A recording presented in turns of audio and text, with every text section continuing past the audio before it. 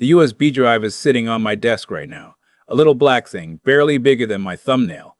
I keep looking at it like it's going to disappear if I stop watching it. My daughter threw it in the recycling bin 3 days after her mother's funeral. Said it was just old junk from the bottom of Beverly's jewelry box.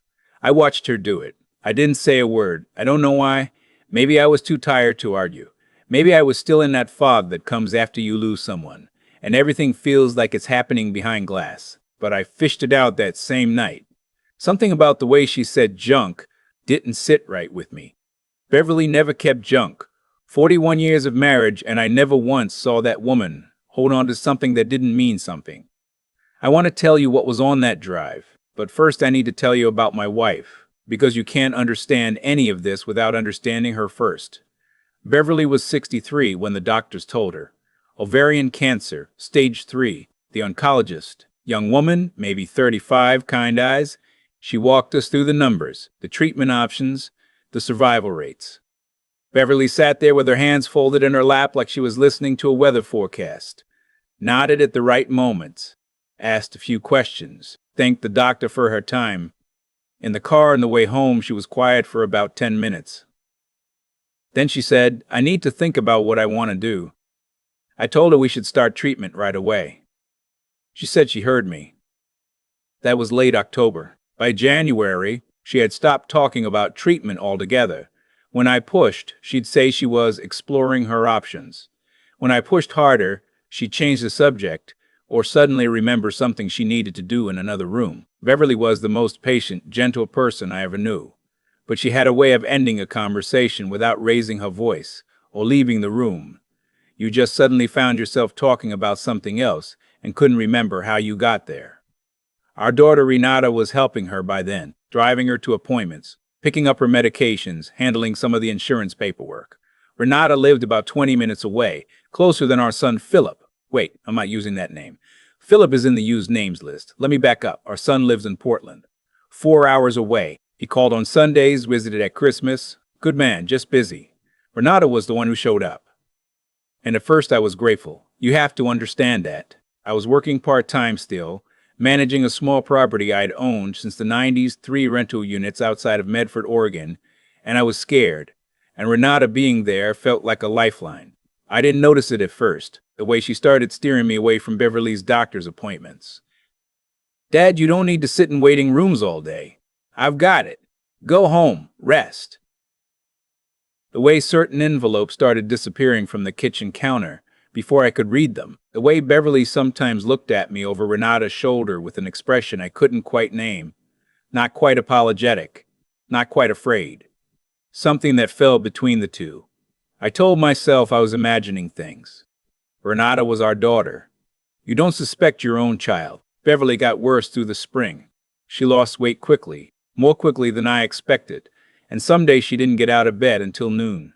I sat with her in the evenings. We watched old movies. She liked anything with Paul Newman. We held hands. We didn't always talk. One evening in April, she squeezed my hand tighter than usual and said, "Gordon, I need you to listen to me." I said I was listening. She said, "After I'm gone, you need to look in the cedar box. The small one, on the top shelf of my closet. Not the big one, the small cedar box." I told her we weren't going to talk like that. She looked at me with those gray eyes of hers. Beverly had these extraordinary gray eyes, the color of the coast on a cloudy morning. And she said, "Gordon, I need you to hear me." I heard her. "Small cedar box," she said again. "Top shelf, after." I nodded. She seemed satisfied. She went back to watching the movie. I thought about it later that night, lying awake. I thought maybe it was a letter or some instructions about the funeral. Beverly was practical that way. I didn't think about it too hard. I didn't want to. She passed on a Tuesday in early June. Hospice care, at home, the way she wanted. It was quiet. She wasn't in pain, or at least she didn't show it. Our son had driven down and was there. Renata was there. Renata was there. I was there holding her hand, same as all those evenings with Paul Newman on the television. The grief is its own story, and I won't spend too long on it here. What I will say is that Renata moved very fast in those first few days. She was there every morning by 8, organizing, sorting, making calls. She handled the funeral home, the death certificates, the notices.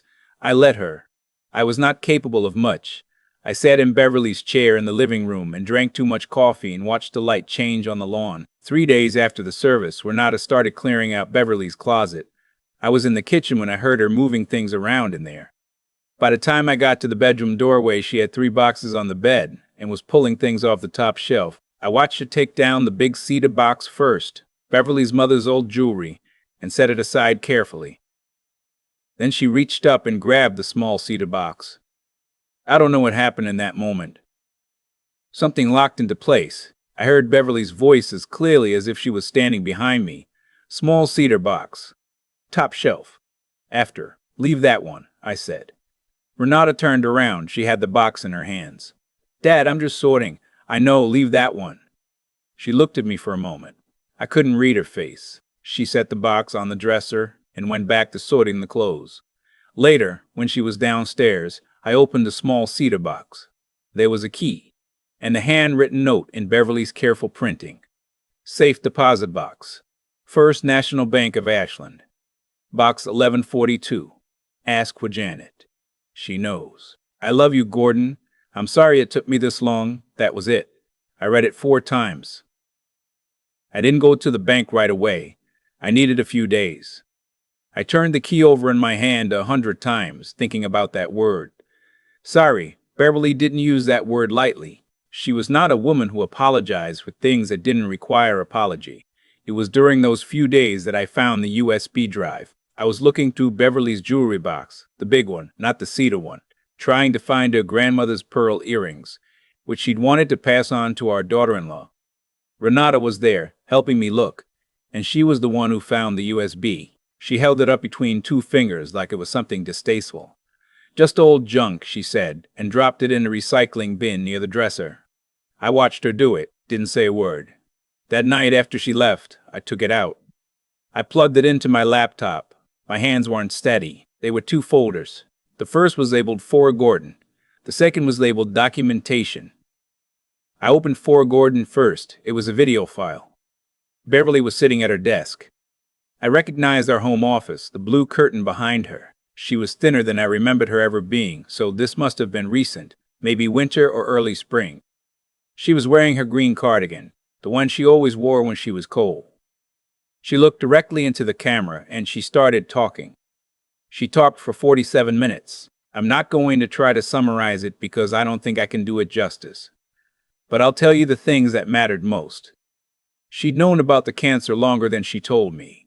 She'd known for almost a year before I found out. She'd had a biopsy, had gotten the results, and had spent several months deciding how to tell me. And in that time, Renata had found out. Beverly wasn't sure how. Maybe she'd overheard a phone call, or found something in the mail, but Renata knew, and Renata came to her mother privately, and they had a conversation that Beverly described as a conversation that changed everything. Renata had offered to help, to really help, handle everything, take the burden off both of us. But somewhere in that conversation, something shifted. Beverly couldn't tell me exactly when she realized it, but she started noticing things. Her bank statements didn't match what she expected. She had a small investment account she'd kept separate since before our marriage, money from her father's estate, and the balances were lower than they should have been. When she asked Renata about it, Renata had explanations: medical costs, insurance gaps, a billing error that was being resolved. Beverly was sick and tired and she didn't have the energy to fight, but she had the sense to start keeping records. That's what the documentation folder was. Bank statements going back 14 months. Her original account balances compared to current. A log she'd kept in a plain Word document, dated entries. Every conversation she'd had with Renata about money. Every discrepancy she'd noticed. Photographs of checks she'd signed when she was barely alert enough to know what she was signing. A note from her oncologist, Janet, the woman at the bank, was apparently also Beverly's oncologist's medical assistant, whom Beverly had confided in, explaining that Beverly had declined aggressive treatment in part because she believed the cost would fall to me and believed our savings were already compromised. My wife had refused treatment, at least partly because she thought we couldn't afford it. The money had been there. It just wasn't where it was supposed to be. I sat in front of that laptop until 2 in the morning. I didn't cry. I felt something colder than crying.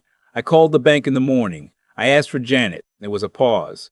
And then a woman with a measured, careful voice came on and said, "Mr. Gordon Alcott?" I said yes. She said, "Your wife told me you'd call. I've been waiting. Can you come in today?" I drove to the First National Bank of Ashland and I used Beverly's key. And I sat across from Janet, a woman in her 50s with silver-framed glasses and the steady expression of someone who has seen things, and she opened the box. There were printed copies of everything on the drive, organized into labeled folders. Bank records, the log, the photographs, letters Beverly had written but not sent. Everything in order, dated, ready. Janet said, "Your wife was a very thorough woman." I said, "I know." She said, "Mr. Alcott, I need to ask you something. Do you have an attorney?" I said I had the name of someone we'd used for our wills. She said, "Call him today, not tomorrow, today." I looked up from the files. She was watching me with that careful expression. "Mrs. Alcott was very clear with me about what she wanted," Janet said. "She wanted you to have everything you needed to do this right. She said to tell you." She paused and looked at a note card in the folder. "Don't feel guilty about what comes next." The attorney was a man named Howard. He'd done our wills years ago, and I hadn't spoken to him since. I called from the bank parking lot. He listened to me explain for about 5 minutes, and then he was quiet for a moment. And then he said, "Gordon, I need you to not discuss this with your daughter until we've spoken in person." I said I understood.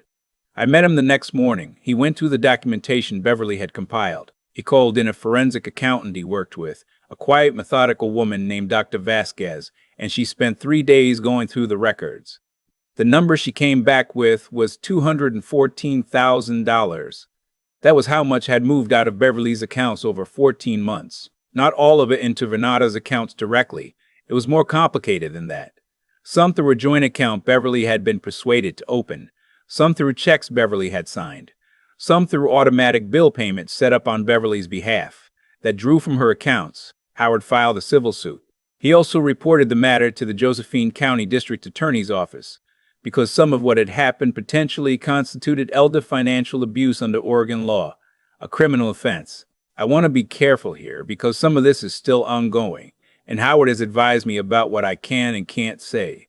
What I can tell you is that there were hearings, that Renata retained her own attorney, that our son drove down and sat beside me in a courthouse hallway for 2 days and didn't say much but didn't leave either, which was the most important thing anyone did for me in those months. What I can also tell you is that the judge reviewed Beverly's documentation, every dated log entry, every bank statement, the oncologist records, the note Beverly had written for Janet, and she did not look skeptical. She looked like a woman reading something that made her very, very tired. Howard called me on a Wednesday afternoon, 8 months after Beverly passed. He said, "Gordon, it's done." I was sitting in Beverly's chair again. Old habit. He walked me through the order. The court had found in my favor on the civil claim. A recovery order had been issued. The criminal matter was separate and had its own timeline. But the civil piece was resolved. I didn't feel what I expected to feel. I thought I'd feel relief, or anger, or some kind of grim satisfaction. Instead, I felt something very quiet, like the last light going out in a room. I went upstairs. I opened Beverly's closet. Her green cardigan was still there, folded on a shelf. I put my hand on it and stood there for a while. She had sat in front of a camera while she was sick and dying, and she had made sure I would be okay. She had apologized. "I'm sorry it took me this long," as if any of it was her fault, as if she should have done anything differently when she was scared and sick and trying to protect me the only way she could figure out how. I keep coming back to that. I don't know how to make peace with it. Maybe I'm not supposed to. The USB drive is still on my desk. I know some of you are going to ask why I'm telling this story. Why now? Why publicly? Why at all? I've thought about it a long time. Beverly kept a log for 14 months. Sick, tired, frightened, probably in pain she didn't tell me about. And she kept a log. Dates and amounts and conversations and discrepancies because she wanted to make sure I had what I needed when the time came. She did that for me. I figure the least I can do is tell it straight. If you've got aging parents, Or if you are the aging parent, please don't wait until something feels wrong to look at the finances together. I know it's uncomfortable. I know it feels like you're accusing someone of something just by asking to see a bank statement. Beverly felt that way. She kept quiet for months because she didn't want to believe it, and because she didn't have the energy to fight, and because she loved her daughter in spite of everything. Don't wait. Look together. Make it normal. It is much easier to ask those questions before something goes wrong than to answer them afterward in a lawyer's office. Beverly taught me that. She taught me a lot of things.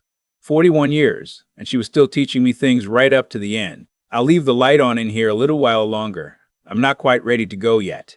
If you're watching from somewhere that has its own version of this story, and I think a lot of you are, I'd like to hear from you in the comments. Where are you watching from? And do you think there's ever a right way to forgive something like this? I don't have the answer, but I'm asking. I've been sitting with this for a while now, trying to figure out what I actually learned. Not what I'm supposed to say I learned. What I actually did.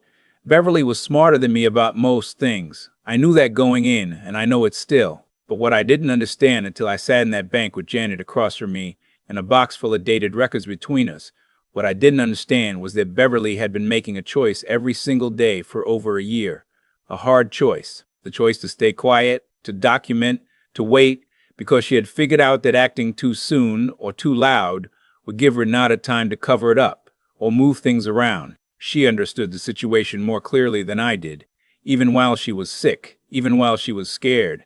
And she built something methodical and airtight out of nothing but a Word document and a key. That's not luck. That's discipline. That's someone deciding that even when they have every reason to fall apart, they are going to hold themselves together long enough to do what needs to be done. I think about what would have happened if I hadn't heard her voice in my head that afternoon, if I hadn't said leave that one when Renata had the cedar box in her hands, if I had let the USB drive stay in the recycling bin. Beverly had done everything right, and it still almost disappeared on a Tuesday afternoon because I was too tired and too grieving to pay attention. That scares me more than anything else about the story. How close it came to nothing. What Renata did. I'm not going to dress it up. She made choices over many months that hurt her mother, her sick mother. She told herself whatever she needed to tell herself to keep making those choices, and that is a kind of moral collapse that happens slowly, not all at once. It doesn't usually start with someone deciding to be a bad person. It starts with one small justification, and then another, and then the justifications start to feel normal, and by the time you're 14 months in, you built an entire architecture around keeping yourself from seeing what you've actually done. I don't say that to excuse her. I say it because I think it's important to understand how it happens so you can recognize it in people around you and honestly in yourself. The question isn't whether you're capable of it. Most people are, given the right circumstances and enough pressure. The question is whether you built the habit of stopping and asking yourself the honest version of what's going on. Not the comfortable version, the honest one. Beverly built that habit. She asked herself the honest question when it would have been so much easier not to. She was tired and ill, and she could have let it go, and she didn't because she had the kind of character that doesn't let you look away from things that matter. I'm 67 years old, and I'm still learning from my wife. The last thing I'll say is this. If you take anything from what happened to us, take the practical part. Sit down with the people you love and look at the finances together. Make it a regular thing. Take the discomfort of that conversation over the alternative. Beverly shouldn't have had to do what she did alone. Part of that is on me. I wasn't paying close enough attention, and I told myself it was because I trusted everyone. But the truth is, I just didn't want the friction. I wanted to believe everything was fine. Everything was not fine. Pay attention. Ask the uncomfortable questions. Do it now, while there's still time to ask them together.